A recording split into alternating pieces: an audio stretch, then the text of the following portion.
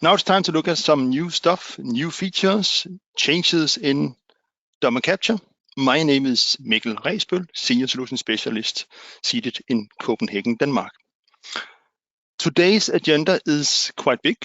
So we will go through some of the items briefly and some of them in PowerPoint demonstrations, and finally, of course, live demonstrations of selected features. So let me see if I can get the slide to react as I would like it to do. There we are. With this release 2022 Wave 2 or Release 2, we have added more than just a few new features. As you can see, the list is quite long, quite big. And if I should highlight a few items on the list, I could say that we have added IBAN validation in the purchase document area, and we also, in general, in the application, have added more teaching tips and also tooltip links to relevant docs articles. Besides that, we improved the performance of the solution in many areas. And if I scroll a bit further, you will see that we also added a few features here in the document and templates area as well. If I should mention a few here, that would be we now support resources in the header and line translation and also in the approval user group. And we also added a bit of fraud prevention in the area of deleting pages. So we have set up some permissions for handling that. But I don't have the time today to go through all of this, unfortunately. But instead, I will encourage you to open your docs links and browse the Domain Capture 2022 R2 page, where you can find all the new things you added, the changes, and also some bug fixes, of course, is also added. Well, let's get on with the show. I'm going to highlight these items for today's demonstration, and we'll start out with a click-through demonstration using PowerPoint slides for these areas. A bit of everything, as you can see. We'll start out with the line translation order. You know, when you have a line recognized in a PDF or XML document, the number and description could be translated into an account, an item, whatever we have that we would like it to be posted on this invoice. And we have added some more steps and improved the handling of wildcards asterisks, so that you can see step 3, 4, and 5. You have possibilities to now filter on special characters like the @ sign or specific filters in item number 4 in the list. We have like a range of numbers or a freight or delivery possibility. A few notes about this is that when you use special characters translation, you need to enclose those in apostrophes to let Domain Capture know that this is actually a value you want to translate by. But we have improved this and increased the number of steps that we will look at when doing translation. In modern versions of Business Central, we have something called email scenarios, and that is also supported in Domain Capture, meaning that you can create several email scenarios accounts where you can say that Domain Capture emails like the approval status email, assigned documents, or status email to reviewers for purchase contracts are sent through one account, and other types of notifications like finance charge or sales invoices are sent through another email account. So now Domain Capture will also handle and support these email scenarios in Business Central. When it comes to setting up the web approval portal in the online environment or on premises, for that sake also, it could be a time-consuming task, or you could encounter some fields or values that where you perhaps would like to ask a question to a colleague. But now we have created a setup assisted guide where you can easily go through the steps of configuring the web approval link between Business Central and the Continia approval portal. So here we have an online environment where I want to connect to the Azure tenant ID, and I put in my secrets. and fill in the necessary localization codes. And finally, I could configure some users as well. And when I'm finished, I get the opportunity to export the users, notifying the portal that this is how and who is going to use the pool portal, and everything handled in one go, you could say. In the Continue Web Portal list, you will get this online code created with all the necessary and selected chosen information. You can also get for on-premises environment, you'll get the website URL and the SOAP URLs included automatically.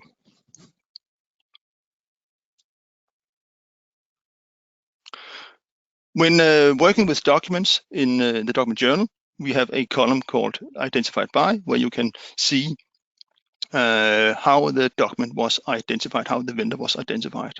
And there we have added the possibility to see, of course, identification fields being used, search text, or identification template.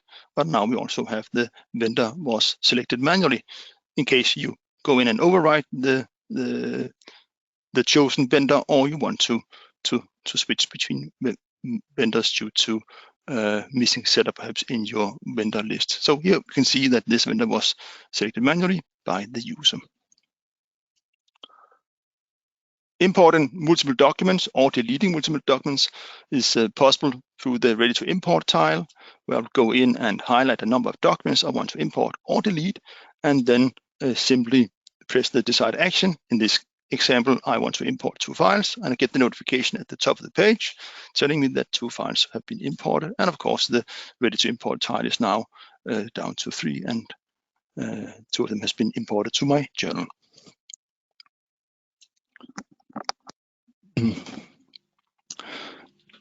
A nice little thing here from the vendor list or vendor page is that we can access the templates related to this vendor, configured for this vendor, directly from those 2 pages. What you have to do is to personalize the page, select related, go down to the vendor, and then enable show the document template action. When doing that on a vendor card, you have to, of course, also go to related, vendor, and down to the document template action and choose show. So when you press that action, you get a list of all the templates configured for this specific vendor.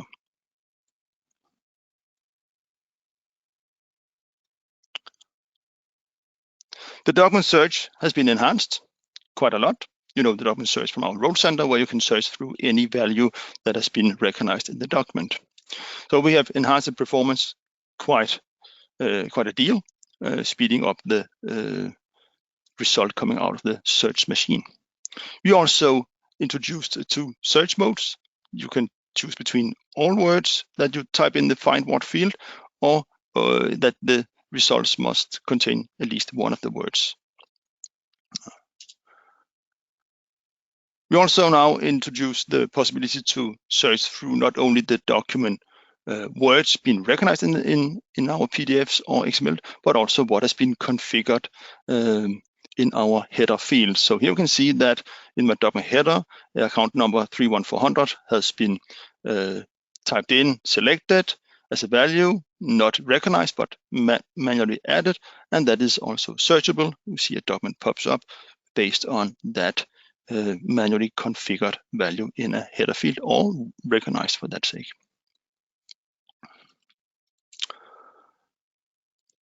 From our document search page, you can directly find the entries, do the navigate, look up related transactions to this posting, and that is also quite convenient when you want to find everything related to this particular document. Moving over to the template field card, there we have a possibility to, of course, create new fields. When creating new fields, you can see that the type and code field is visible. And to make that a bit more clear what is on the page, we will then, when finished with the field card, and you later go in for reopening it, then you'll see that the type and code is now hidden, and you get to see in the top of the page the the name, the field name of the field. So the data caption is clear and only contains the name and not code values and other technical references. Kind of the same story here on our identification templates. The identification templates are working differently from normal templates, you could say. This is a master template that has a lot of fields, but when looking at a identification template, you will see way less because the other fields, the settings are not necessary. They are not used here and will only show fields, settings that are relevant to that type of template. Continue down the template field card, then we have the decimal separator settings. And here you can configure the way that you want to recognize decimal values, number values in a document, like an amount, like this case, amount excluding VAT. Should document capture try to automatically to identify the numbers, the thousand separator, the decimal separator, or do we want to use a specific setup like a comma or dot for our decimals? You could also choose user-defined and fill in your own value like a dash or a hash sign or whatever the vendor might have put in between to separate the decimal values.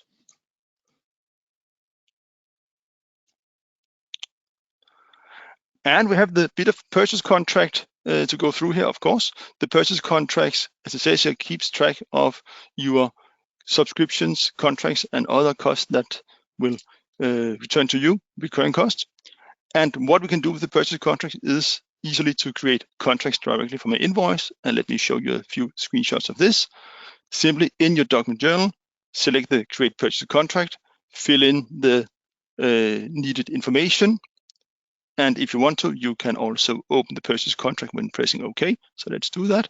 And I get to see my purchase contract created from values identified in the PDF. The contracts can be submitted for a review to a review process, and that is handled also in our web approval portal. We can see here we have one contract pending the colleagues' attention, and it's some maintenance of warehouses. So let's take a look at the page, what it looks like. In here we have the same familiar look as we know from the purchase invoices, credit memos, and we can add attachments, comments, and when we think everything is fine here, we can submit the review and move on. The review will then continue down to the bookkeeping where they will finalize the review, and we can see the last person in the flow was Esther, and now this is finished, and whenever we get an invoice in, we will have the opportunity to approve them automatically based on the review contracts. So it's simple as that when you register a invoice that has a link, it has been configured to point at a specific contract. Then when registering the document, the invoice is also released due to the link it has with that purchase contract line, and that particular contract was reviewed successfully.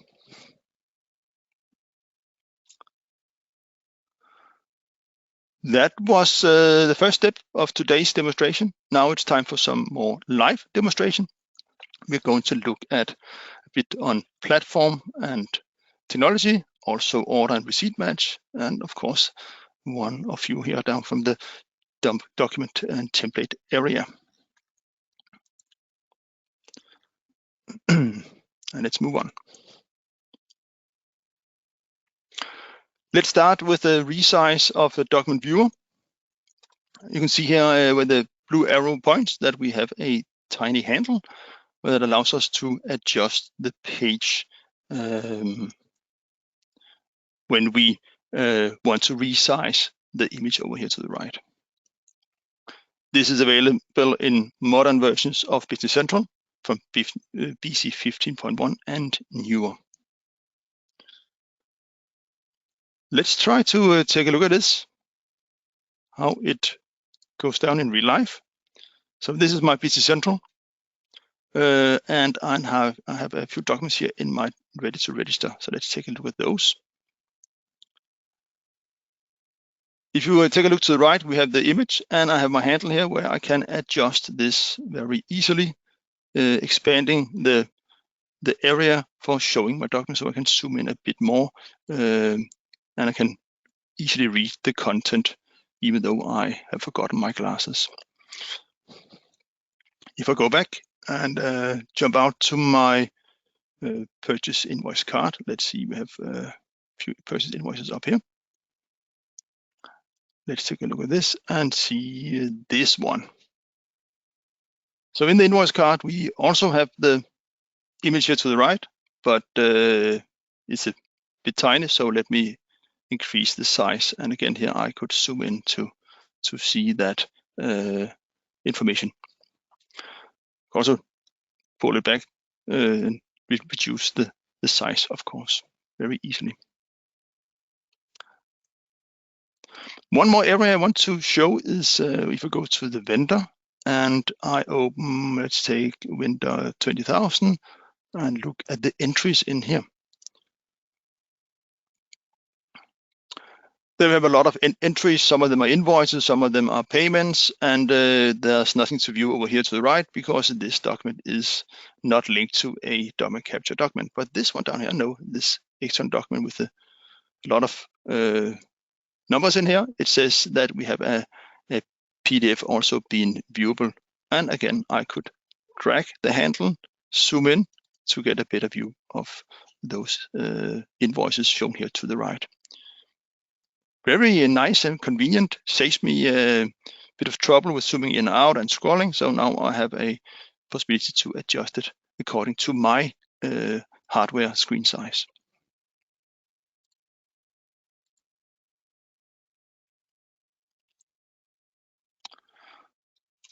Just to mention this one, for the ones, the customers running PC14 or older, the document width is set up in the Continue User Setup page, where you have a column for typing in a value. Must remember to mention that one, of course.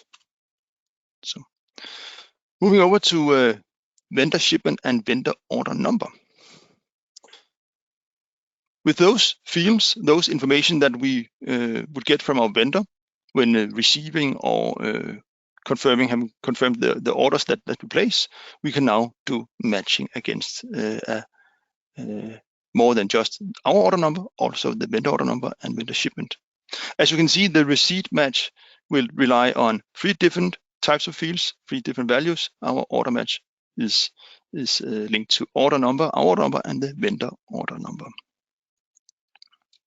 What I have to do is simply to recognize one or multiple order-related numbers, as it says here. In the example to the left, I recognize the shipment number T351A, and in the one to the right, I have recognized our order number, your order number, meaning the vendor order number 53XY, and your order number is the customer order number. That means my order number 106008, and all recognized numbers, like in the second example, where I have 2 different values recognized, they will take part of the matching criteria automatically.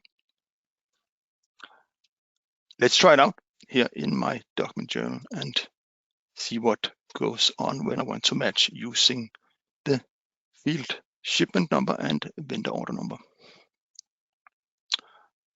We have a document here from .publishers and looks like this. Let me recognize a few fields to see that we recognize the correct values. We have this vendor order number 53XY recognized. We didn't recognize the order number that we actually know of, our internal 106008, but I recognize the vendor order number. And if we go to the match lines page, look into this, I do have a 106008 up here, but I didn't recognize it. As you can see, the coloring is not present here to the right. And if you look up to the left, there's also no value here saying our order number. So we didn't recognize our order number. But still, if I perform the match, I'm able to match against the correct order number, receipt number, based on the vendor order number. Let's try with this second document which has a shipment number included. We see that vendor shipment number T351A. But again, I didn't recognize our order number, our internal number, and therefore we will use only the shipment number as the match criteria. And let me try to perform the match here. You see it grabs the right vendor based on the details found on this card. Let's take a look on my line here. So you can see that this is actually the right card that I have, that it has a vendor shipment number T351A, which is exactly what I recognized here in the document.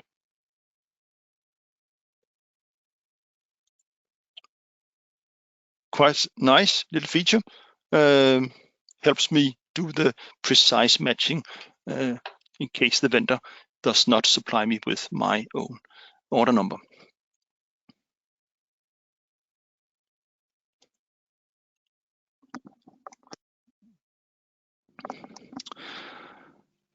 Moving over to the default GL account. As you all know, you can go into Caption and configure a default account. What we like to improve here is to allow you to type in a number and not being asked for this being asked with this question again regarding, do you want to use this account as a default account? So I have this do not show this message here as a option that I can activate and say I don't want to see this message any longer.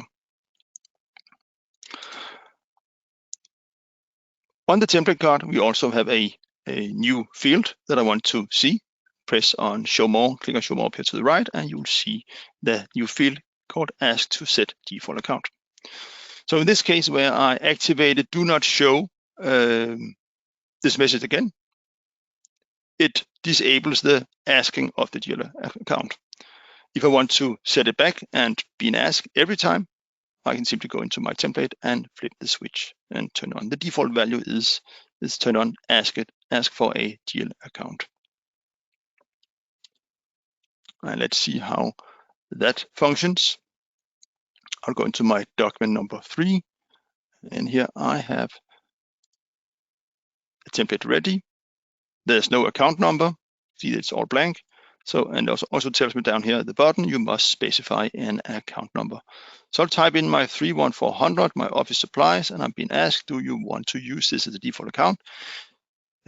Maybe, maybe not, but yeah, probably not. And I don't want to be asked again. So I will say, yes, do not show me this again. And say, no, don't store this as a default account. The reason why I would do this, saying I don't want to see the message, is probably because I'm going to type in choose a different account from time to time, and I don't have a fixed default value that I want to use. So please, Caption, don't suggest an account for me. I would like to choose it manually every time. And that will of course only be stored on this specific template. Let's take a look. So we go into my purchase document section, and you can see that it does not ask me for a GL account. So let's see if that actually works. I will go in and change this to 31500. Pressing enter, nothing happens. It doesn't ask me anything. If I look into my translations, you can see that the account for amounts is also not filled in because I said no, do not do this filling in of default account values, and don't ask me again. But if I go into my template card and want to reconsider, activate the asking. So every time I type in an account in, yeah, I'm being asked again, do you want to see this message, yes or no? And then I can continue from here.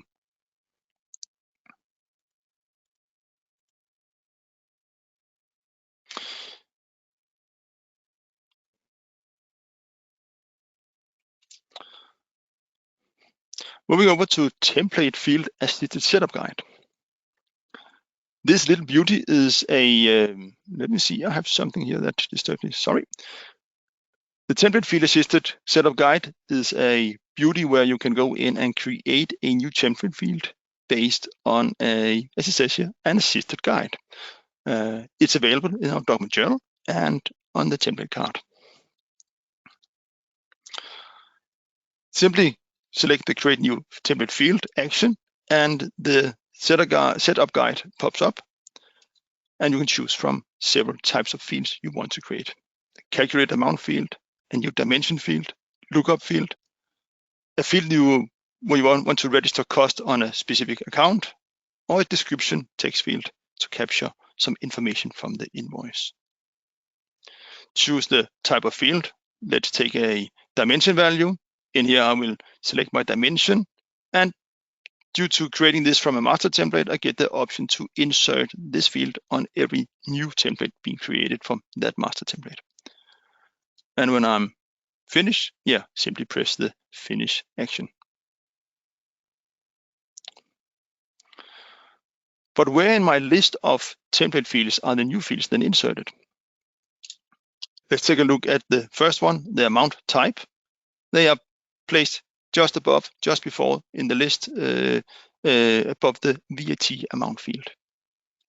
So all the amount fields are kind of placed together.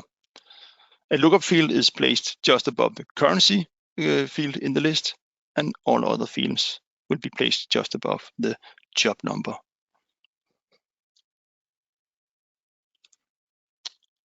Let's take a look at how it functions, the assisted setup guide. So I'll go to my document number 3 that we have here, and I want to create a new field for that particular template.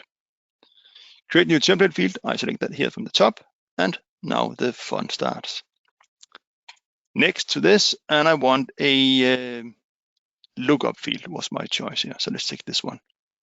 Great. Oh, here I have some options. I need to fill in at least one value. That will be my code. And the code is the name of the field, you could say. I'll call it location, like this.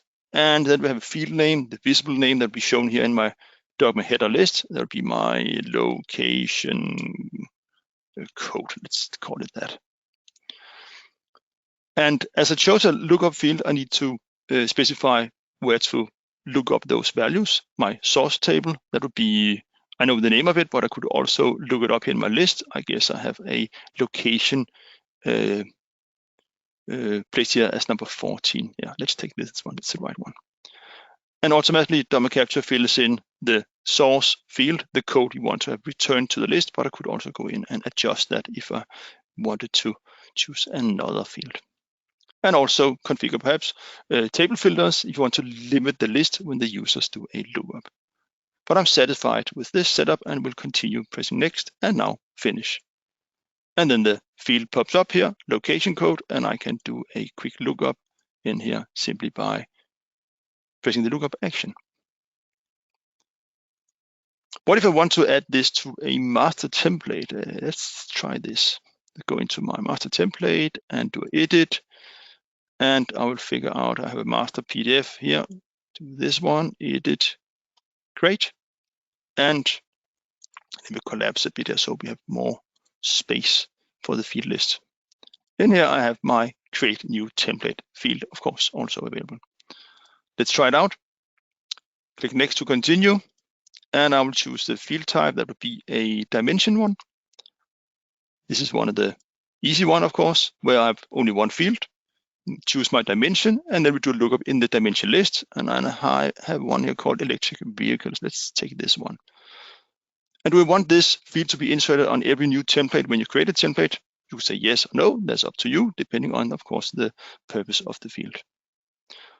But I'll keep it as it is and move on. Click next, and I'm finished. In case you want to adjust the field, simply go into the field card and adjust the needed settings. In case you want to fill in rules or captions or translations or other type of values in here. I'll create this field successfully. I go back to my journal, and let's take a look at this template. I want to add the new field here manually. As this template was already created, I have to add it manually, and I'll figure out it is here in the list. Electric vehicle, cool, it's here, added, and I got it just above my location code. And if I do a lookup, let's see, can we see any electric vehicles? I have both the model S, 3, X, and Y present here in the list, so that's quite nice. everything works, and I can continue working with my document.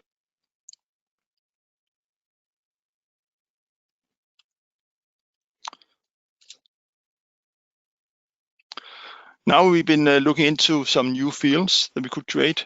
Let's try to adjust those fields.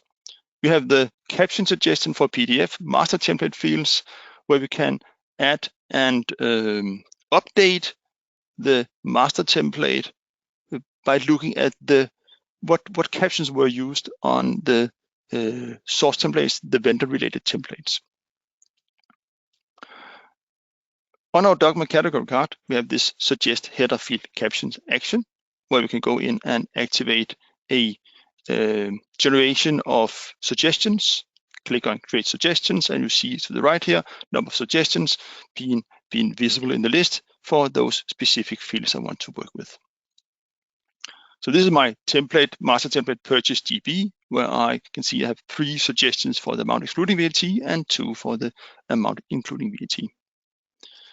By looking into those values, click on the number, I get to see the list, here the 3 ones, and I can say I want this or all of them to be added to my master template, to that particular field, to ensure future recognition being much more precise.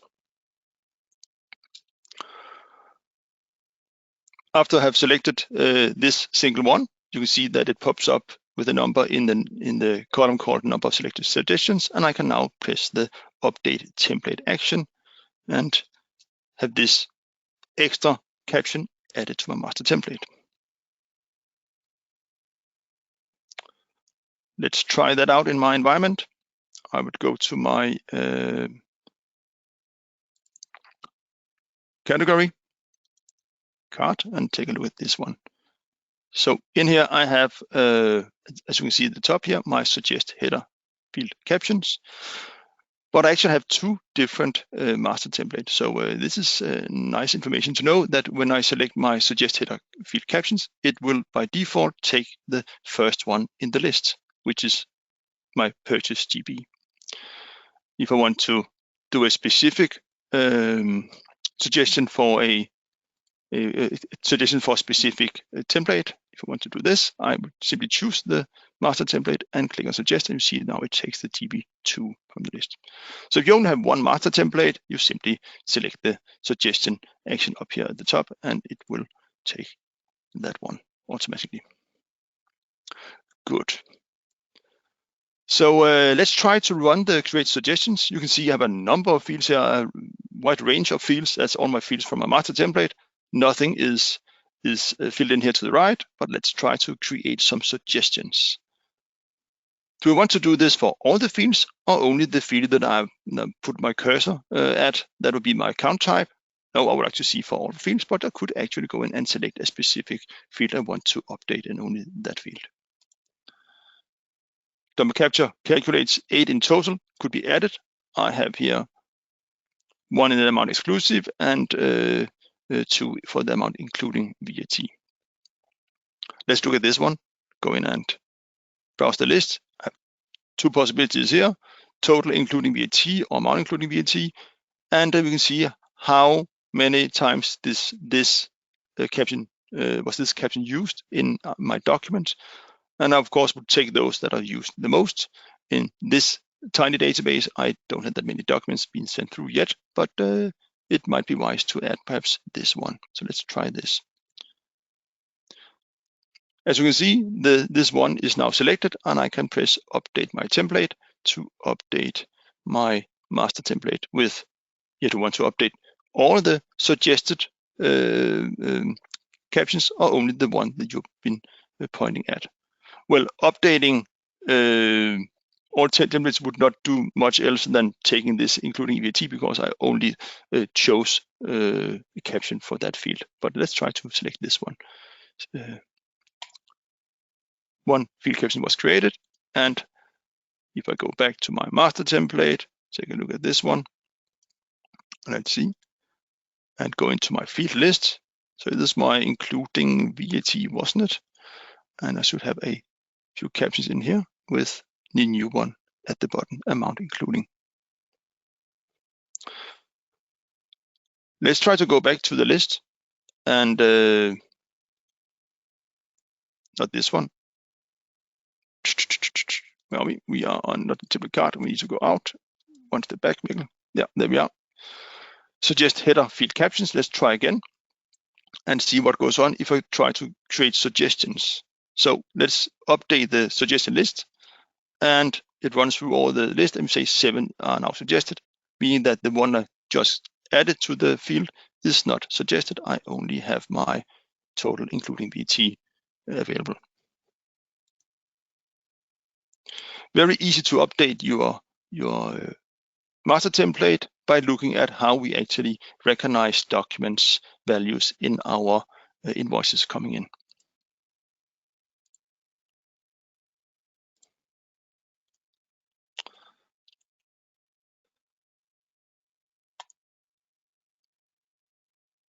It's time to look at auto register option on the template.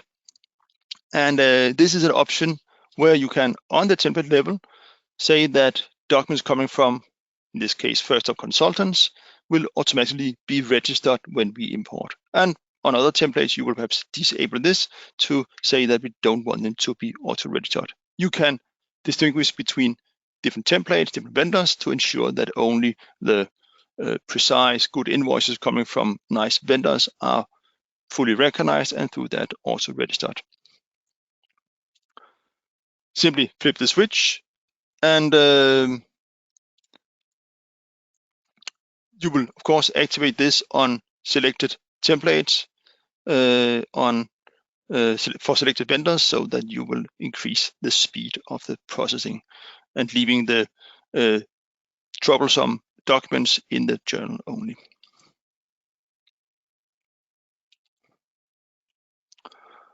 And to demonstrate this, I have a few documents waiting in here. Let's see, it's 2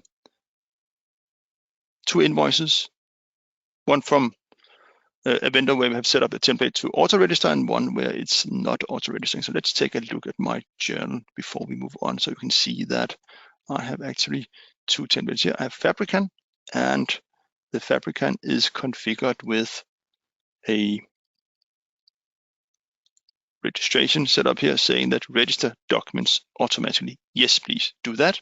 And if you move over to Graphic Institute, you can see that the register document is not enabled. It has been turned off, which is the default value, meaning that this will stay in the journal even though the data are compliant with all our configurations and rules, whereas this will go through, but only be registered if everything matches perfectly with what we require from the document. So let's see what goes on. Here we have 6 documents pending in our journal, 2 on the way in. So why don't we try this nice feature where I can highlight 2 documents and click import files. So do that in one go.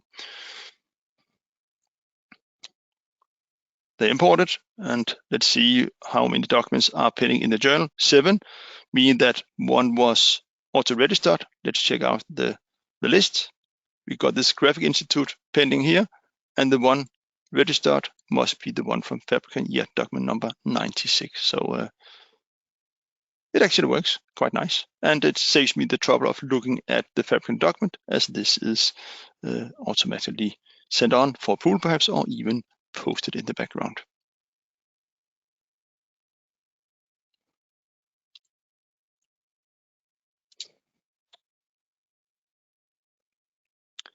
In the document header section, we have a field called account type and account number. Those 2 fields are working together, meaning that depending on what type I choose, account type I choose in the first field, the list in my account number field would then be updated and show the relevant account numbers. Like in this case, a fixed asset is chosen, and I'll see the list of fixed asset. If you want to choose a GL account, you can actually leave the account type blank or leave the field out of the template, simply have the account number visible, and the account number will then default to the GL account list. Let's look into the journal once again. I have a document here, document number 4 it is. Let's recognize this one so we can see what goes on when I want to select a another account type. So two new fields, you could say, or two fields are popping up here where I need to fill in some value. And if I do a lookup in my account type, I can see a range of suggestions like GL account, item, resource, and also have my purchase contracts available here, even my amount distribution codes. And if I choose, let's choose fixed asset. Okay, go down to my account number field, do a lookup, and I see the list of my many assets. Or perhaps go back, try out the resource. So I can do lookup here in resources and see the list of my resources, machinery and persons. So why don't I try to leave this blank, and I could do a lookup in my GL account list, as you can see. Or simply type in the value 31400, and I have my question popping up here. Do you want to store this, and so on? Yes. I would like to choose a fixed asset here too. Or let's take an item. That would be a nice one. So I will reconsider. Do a lookup here. Let's take this Paris guest chair. I like the city Paris. So let's click OK to this one and simply register the document to see that what goes on is also what I promise, that the line is now created with that item number. So looks nice, and everybody will be happy in the future.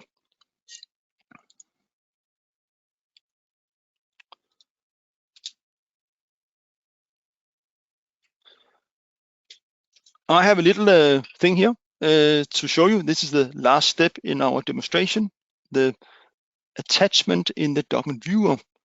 And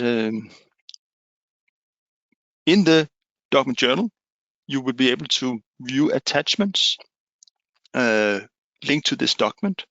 As we see, there's a drop-down in the area where we have the visualization of the document.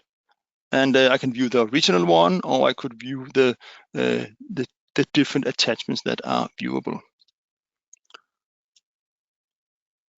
And the list is sorted in the following order. We have original, which is the process document, either the XML or the PDF. Then we have a related documents, which only applies to Danish XML, OIO, UBL, or UTS relationships. And then we have the attachments, where we directly in the document viewer can open the bitmap, the JPEG, and the PDF, the PNG, the TIFF files, and view them here simply by selecting them from the list. The same goes for the XML attachments. If an XML document has an embedded file, the same file types are viewable here in the document viewer, simply by selecting them. All other file types, like an Excel spreadsheet or Word document, are downloadable, are placed in a downloadable attachment section in the list. This drop-down is available from all pages where the document viewer is available, except for one page, that is the unidentified company document page. The reason why it hasn't been implemented there is that at this stage, the document is not yet processed, is not yet linked to a company, and therefore there would not be any need to look at attachments that are not been added yet. So kind of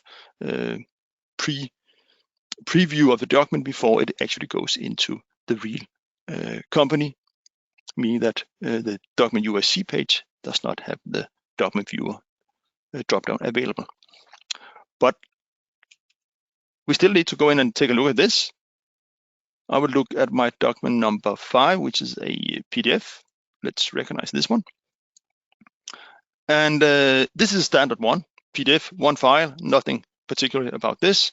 But as soon as I go into my attachment, and I will start by dropping a few documents. Let me see if I can find a few documents to add. So give me a second. I have a nice little window here where I can drop a few files. So I'll take all of them in one go, simply drop them, and they are added automatically. Quite nice. Close. And you see the document drop-down list here is available. I have my attachments that are viewable. I have the, let's take the JPEG down here. So I have a document here, some picture taken of a letter. Could also view the TIFF file. Let's take this TIFF file, and this is another document that has been converted into a TIFF file. So quite nice. And if I want to go back to the original one, the PDF that we OCR processed, then simply check the original, and you see that here. Moving over to an XML document. In here, I have a possibility to view the original and the XML attachment. So this is actually a PDF embedded into this XML file.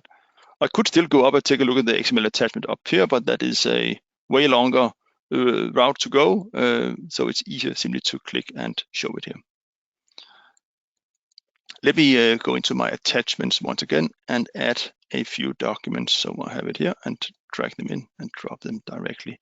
So you see that it also works for XML files. And that's it. And the list is updated straight away. So now I have my attachments that are viewable, XML attachments, and downloadable attachments. Let's take a look at the BMP file here. So what do we have here? You have a meeting room with some chairs. Yeah, and we have perhaps also the JPEG here. This one is a document, so quite nice. And I can go back to my original style. This document, let me check this out, recognize fields. Should recognize nicely, there we are. So I could add documents before I recognize or after I recognize, they are still added to the document. So when I register this one, it's all configured in my template. You see that, of course, the lines are created, everything, and I also here have my drop down available. Quite nice. I can still view the attachments in the old-fashioned way if I want to view them here. But yeah, this is the new way to go. The right way to view documents, the easy route into my list of files.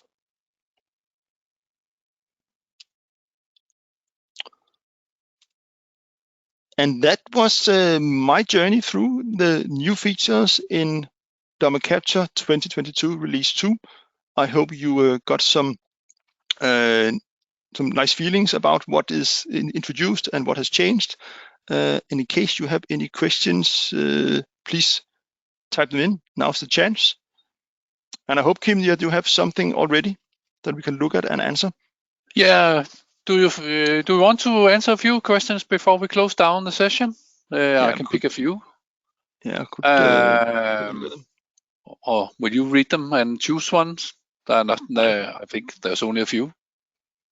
I'll do I'll try to look at the lists if I can make my mouse react the right way. Oh. So what do we have here? We have a small number of questions. But while Mikkel is going through them, you can just type in the questions, and if we don't answer them here, we will answer you personally. So if you have something you want to ask Mikkel and our experts, then it's now, and we of course will reply within, I think, maybe 24 hours before the week ends. Yep. No pressure, Mikkel. No.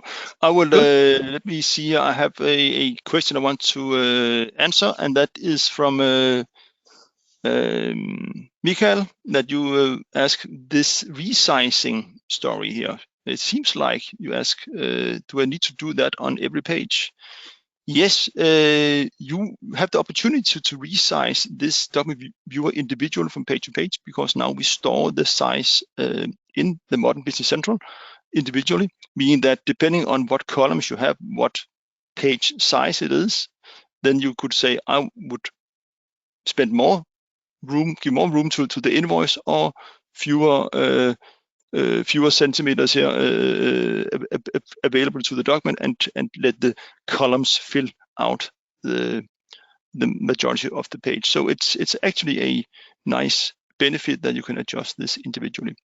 If you're on a BC14, you would go in and do a fixed value that applies to all the pages where the document viewer is available, and that is easy configuration, but you need to have an administrator doing this, and you also would have the fixed size no matter what type of page you're looking at.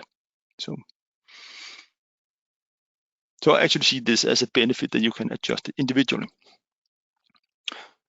Nice question from Lone. If this update template field functionality, so just captions, if this will be applied, is this function to update existing templates, the vendor-related templates. And currently, Lone, no, we don't have that, but it is in our list of enhancements. We would like to have some update functionality of templates cross companies, and also to add what we just saw in the master template to the individual vendor templates. But right now, phase one, the first step up the ladder is to create this one, and depending on the feedback from you and the customers, we would like to choose the right next step.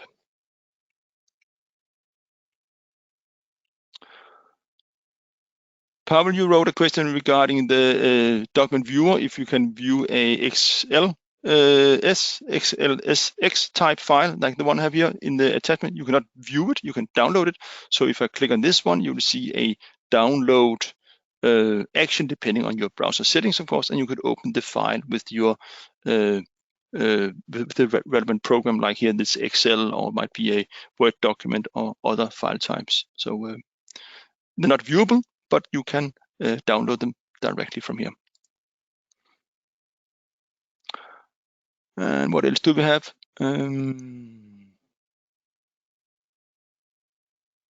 So there's a question from Lisa Lotte about adding more attachments. I guess you ask about if a file has more pages, what would I do then? And of course, you will have the possibility to scroll through the pages if it was a PDF with many pages. BMP, they don't have pages as such. It's just a huge file, big or smaller resolution. But if you have like a 10-page PDF that you attach, you could scroll through the pages, as you can see up here at the top, that I can go back and forth if I have multiple pages. But I don't have this in my PDF viewer. This viewer that I'm using here, it says that there's only one page out of one. So of course you can scroll through the pages if there are more. And there's a question from Helen about, or Helen, I'm not sure how to pronounce that, but it's about showing the document in the payment journal. And I'm pretty sure we added that feature in version 9 or 2022 release 1. If you take a look at the video list in YouTube, you should be able to see a demonstration of how to view documents or attachments, at least, as in a fact box in the payment journal. So please take a look at that, Helen. Another question just popped in. Yeah, it's a bit out of our theme today, but Ken, still a good question when we talk about order matching, receipt matching, that sometime we'll receive the invoice before the goods are actually received at the warehouse. So how do you handle that? And for handling that, I would say you set up a job queue that runs the auto match process perhaps once a day, every evening, or something like that. So if you have invoices pending match, you would go in and of course set up that auto match is enabled on the template, saying that I want to have my match run in the background when I receive the documents. And that would also enable you to set up the job queue that checks all the documents related to a template with auto run perform match, that it is been handled in the background, and no human needs to go in and press manual actions any longer. And if you want to know where to find this information, let's see if I have don't I have a nice browser somewhere where I can show it? Give me a second. So if we go to Docs and look at this, search for job queue. So automatic matching based on job queue. This is a new implant. Notes if I do a bit better writing like this, job queue. So setting up job queues. Select this one and you see the long list of the reports and code units that you can configure. And here we have automatic document matching. Simply set up the 6086022 code unit in a job queue, and you have that included automatically.